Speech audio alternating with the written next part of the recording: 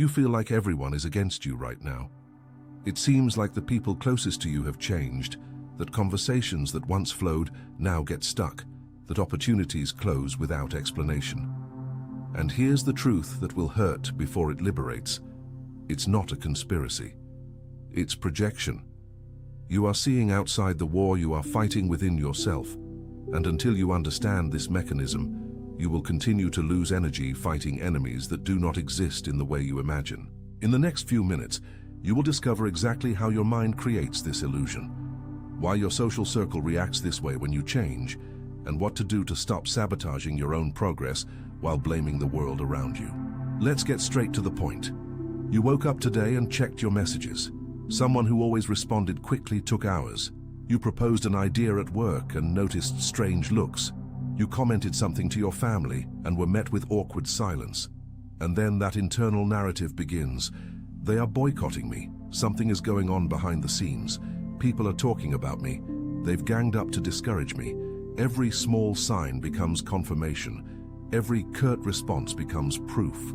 And the more you observe, the more evidence appears, because your brain is programmed to find exactly what you are looking for. This has a name. It's called confirmation bias, and the Universidade de São Paulo published studies showing that when we enter an emotional state of threat, our prefrontal cortex reduces its ability to process neutral information. Everything starts to be interpreted through the filter of suspicion. Did the person take a long time to respond? It can't be that they were busy. It must be rejection. Didn't the colleague greet you? It can't be distraction. It must be intentional coldness. You are creating a persecution narrative from completely normal behaviors. And the worst part is, you are reacting to this narrative as if it were real, which generates real reactions in people, which in turn confirm your initial theory. Attention, you need to prepare now. I put together an exclusive resource for those who feel set apart for something greater, but live surrounded by noise, distractions, and mental overload. This is a 30-day journey that will transform your life, a guided path to armor your mind and prepare for what's coming, with daily practices of focus, boundaries, and discipline. Stop negotiating with the noise. Learn to spot distractions before they control you and strengthen your mind. Also available in an immersive audio version. Over 10,000 readers have already transformed their lives through the 30-day journey. Thousands of people have already started this transformation. People like you who were tired of living in the fog. Ordinary people who decided to stop accepting mental chaos. Take advantage of this limited time offer only this month. Access your link just below in the pinned comment. It's a vicious cycle that you yourself feed. But there's a deeper layer here. It's not just psychology. It's spirituality operating through mental mechanisms. When you are in a process of real transformation, when something within you is reconfiguring to a higher level of consciousness, there is an internal force that resists. The ancient Hebrews called this Yetzer Hara, the inclination towards inertia, towards the known pattern. It's not malice, it's spiritual biology. Your internal system has been calibrated to keep you exactly where you are, because it's safe, predictable, controllable there. And when you start questioning old truths, refusing roles you've always played, choosing paths your family doesn't understand, this internal force panics. And you know what it does? It projects. It takes all this internal resistance and throws it outward, turning your own struggle into external enemies. It's easier to believe that people are against you than to admit that you are against yourself. Because if the problem is out there, you don't have to do the hard work of looking within. You can continue in the posture of a victim, of being misunderstood, of being persecuted. And this, paradoxically, keeps you exactly where you say you want to leave. There is a biblical figure who embodies this perfectly: Job. Everyone knows Job as the man who lost everything and was tested, but few pay attention to the role of his friends, Eliphaz, Bildad, Zophar. They appear, see Job suffering, and start building theories. They say he must have sinned, that God is punishing him, that there's something wrong Job isn't admitting. They spend entire chapters interpreting his situation through their own limited lenses. And Job, Job gets stuck in this dynamic, defending himself, explaining, trying to prove his innocence to those who have already decided the narrative, until God intervenes and shows that none of them understood what was really happening. Not the friends with their theories, nor Job with his defenses. The truth was, in a dimension none of them could reach, because they were too busy projecting their own limitations onto the situation. You are doing exactly that now. You are interpreting normal reactions from normal people as elaborate conspiracies. You are taking systemic homeostasis, which is the technical term for what happens when you change within a group that knows you in a certain way, and turning it into orchestrated betrayal. Let me explain this concept because it is fundamental. The Universidade Federal do Rio de Janeiro conducted research on family systems dynamics and discovered something fascinating. Social groups function like organisms. When one member changes, the entire system needs to readjust. It's not personal, it's structural. If you've always been the one who solves other people's problems, and suddenly you set boundaries, people will react. Not because they hate you, but because the role you played created a space that is now empty, and they don't know how to deal with it. If you always agreed with everything and now you question, it will cause discomfort. If you were always available, and now you prioritize your time, it will seem selfish. But none of this is a conspiracy. It's adjustment, it's recalibration, and your interpreting it as an attack is preventing the system from finding a new balance. And here's what nobody tells you. As long as you are busy seeing external enemies, you won't do the internal work that truly matters. Because the real battle isn't out there, it's within. And it has three main fronts that you need to understand now. First front, the part of you that doesn't believe you deserve what you are seeking. This is the most treacherous because it operates in the subconscious. You say you want to grow, but an inner voice whispers that people like you don't get there. You say you want healthy relationships, but you believe it's asking too much, that it will drive everyone away. So what happens? You subtly sabotage yourself. You postpone important decisions. You don't finish projects. You don't communicate needs. And when the consequences appear, when people react to your inconsistency, you point the finger at them. It's classic projection. The Conselho Federal de Psicologia published guidelines on self-sabotage processes and mapped this pattern. Individuals in transformation frequently create situations that confirm old limiting beliefs because the cognitive dissonance between who they are becoming and who they believe they are is unbearable. It's easier to fail and say the world didn't let you than to succeed and have to rebuild your entire self-image. Second front, the part of you that is afraid of losing identity. You've built a persona over the years, the helpful one, the strong one, the understanding one, the one who can take anything. And this persona gave you belonging, recognition, purpose.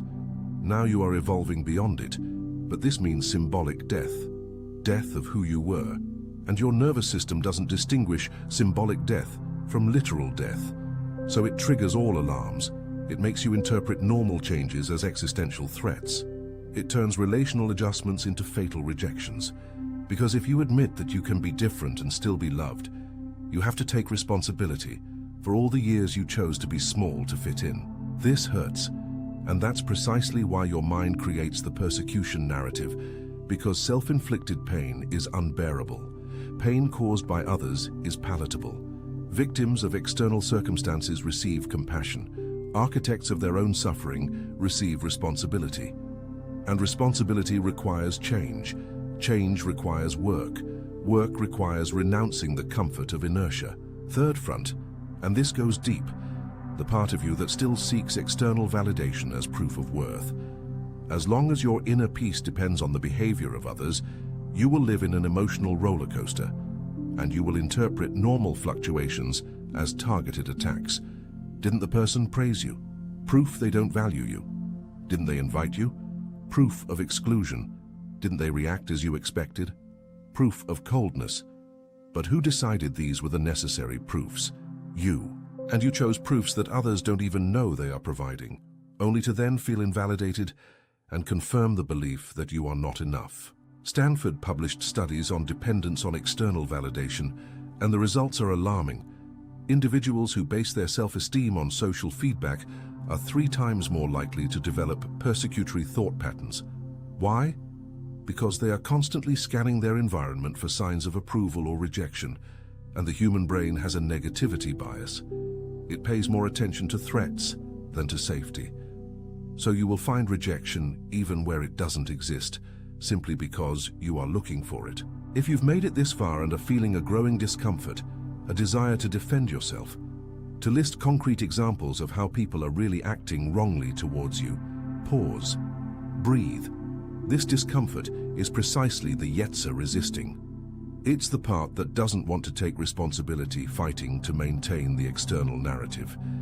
And it will use valid arguments, because yes, there are people who act with envy, with pettiness, with meanness. But the question isn't whether these people exist. The question is, are you clearly seeing who is really like that, or are you painting everyone with the same brush so you don't have to make distinctions that would require vulnerability? Because there's a huge difference between discernment and projection. Discernment is the ability to perceive real behavioral patterns, to identify toxic relationships, to establish healthy boundaries. Projection is throwing your own fears and insecurities onto the neutral actions of others. And you need to learn to differentiate, because as long as you don't differentiate, you will push away people who could walk with you and hold on to people who truly drain you. The ancient Greeks had a beautiful word for this, krino. It means to judge, but not in the sense of condemning. It means to discern, to separate, to distinguish. It's the ability to look at a situation and perceive the nuances instead of reacting based on emotional triggers. When you operate in krino, you can see that the friend who criticized you might be challenging you to grow, not attacking you. You can realize that the family member who doesn't understand your choices is stuck in their own limitations, not conspiring against you. You can distinguish between someone who is genuinely sabotaging you and someone who simply doesn't know how to support you in this new version. And you know what the ultimate test is? Brutal honesty with yourself.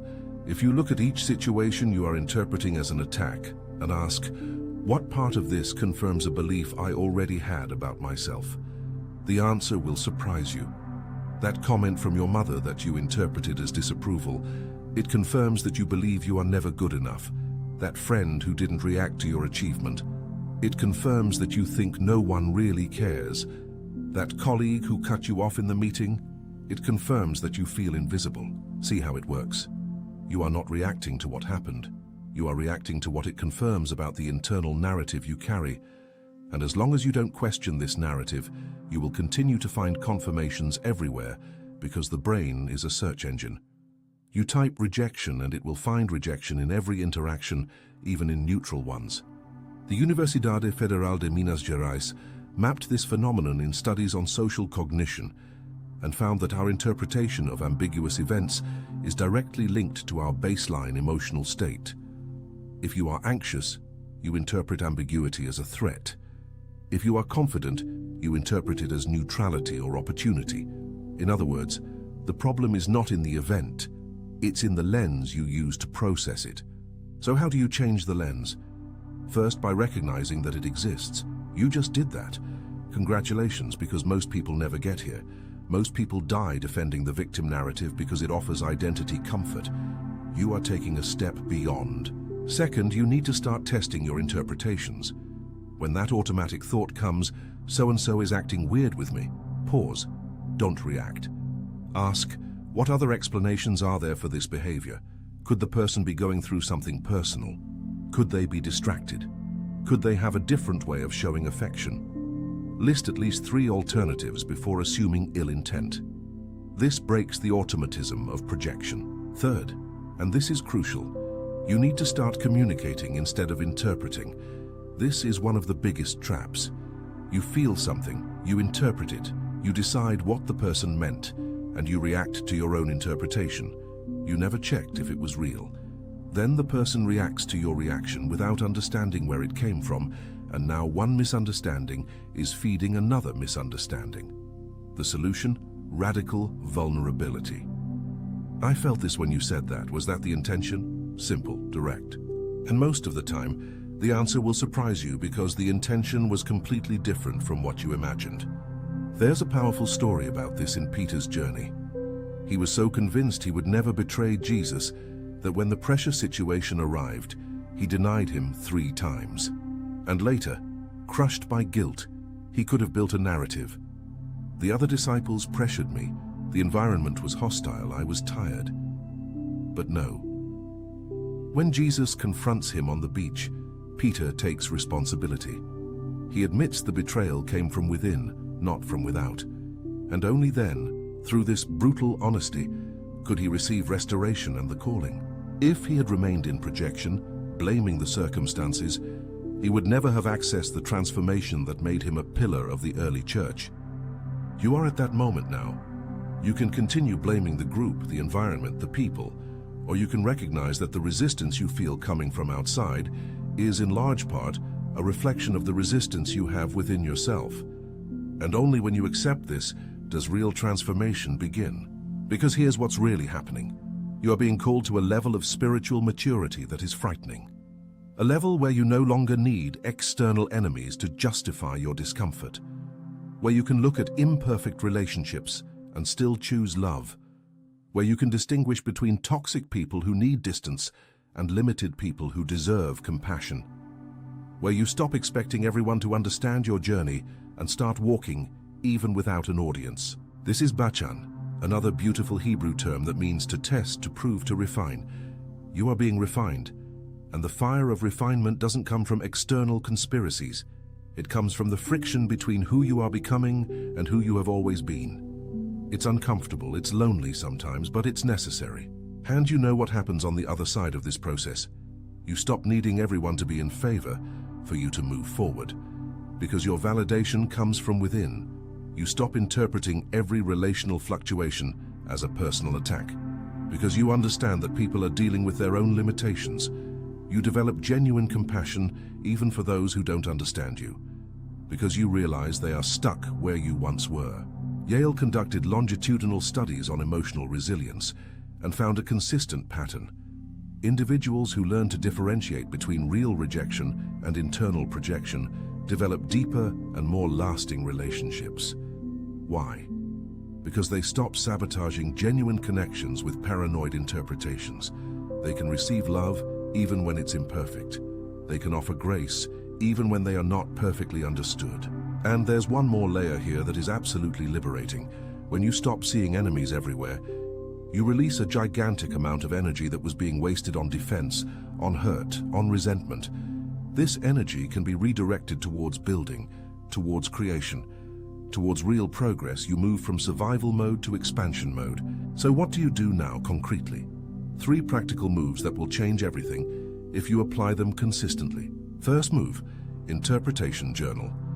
For the next 7 days, every time you feel someone is acting against you, write it down.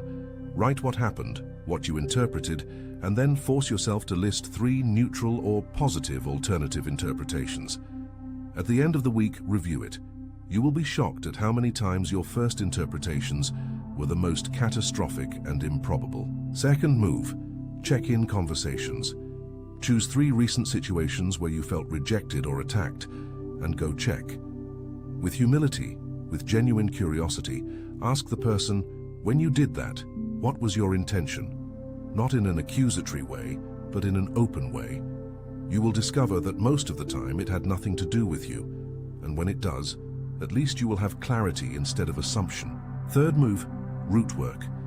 Identify what is the core belief that is fueling your projections. It's usually one of these. I am not loved. I am not safe. I am not enough. And start questioning evidence for this belief.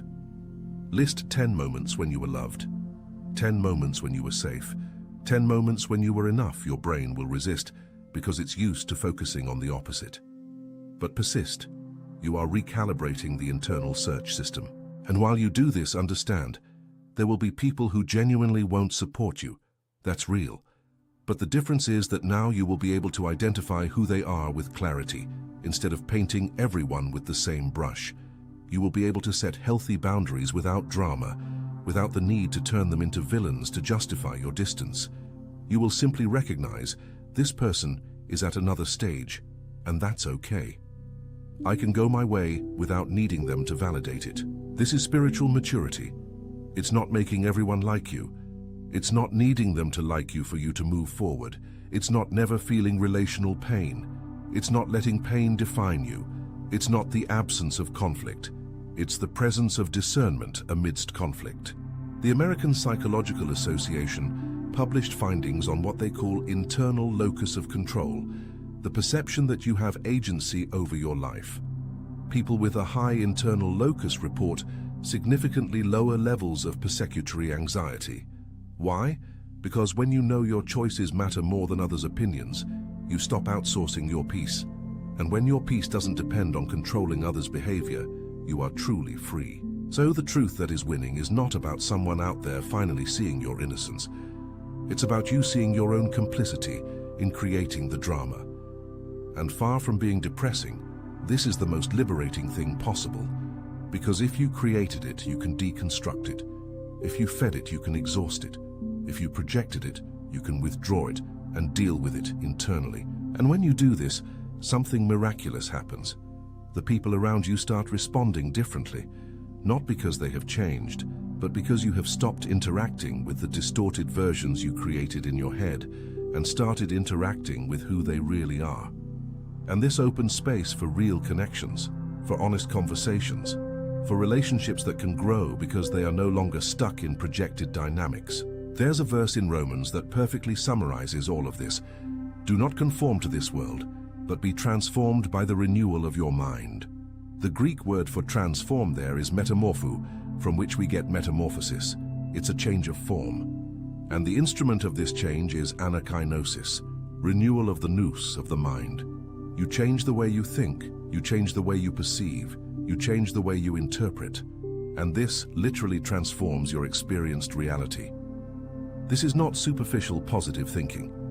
It's deep cognitive restructuring based on spiritual truth. You stop reacting to ghosts and start responding to facts. You stop fighting shadows and start building substance. So here is the final invitation. Choose today to stop feeding the persecution narrative.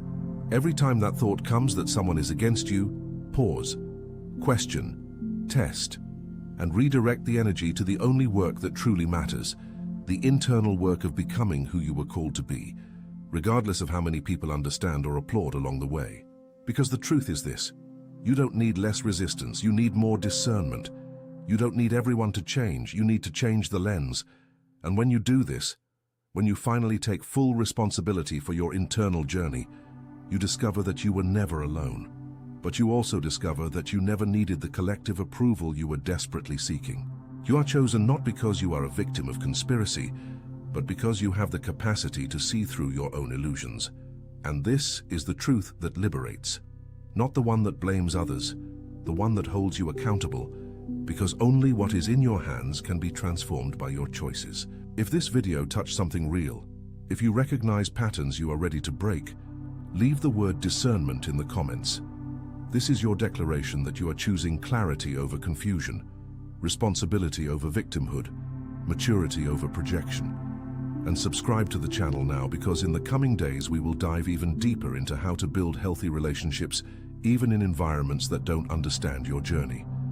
Activate the bell so you don't miss it, because what's coming next will equip you with practical tools to navigate transformation without losing genuine connections. And share this video with someone you know is trapped in this trap of seeing enemies where there are only people dealing with their own limitations.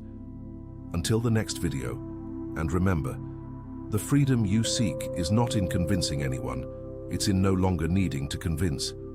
Attention, you need to prepare now. I put together an exclusive resource for those who feel set apart for something greater, but live surrounded by noise, distractions, and mental overload.